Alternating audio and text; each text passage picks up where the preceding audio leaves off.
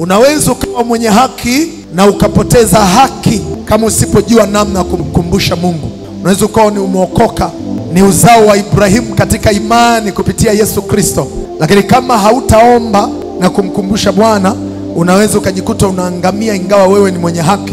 Ndio maana Isaya 43:26 anasema unikumbushe, tuhojiane, eleza haja yako upate kupewa haki yako.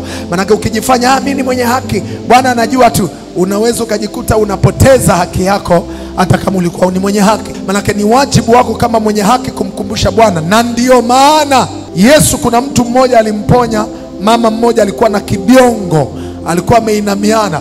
Kuna neno Yesu alisema kwamba huyu naye ni wa uzao wa Ibrahimu. Yesu aliposema huyu ni wa uzao wa Ibrahimu, manake pointi ya msingi ni kwamba yule mama hakutakiwa kuugua. Lakini kwa nini kaugua?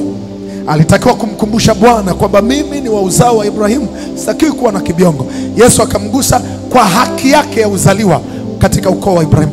Kwa unaweza ukawa mwenye haki na ukafa bila kupata haki yako kama hautajifunza kumkumbusha Bwana. Wewe upate maarifa kwa jina la Yesu, sema amina.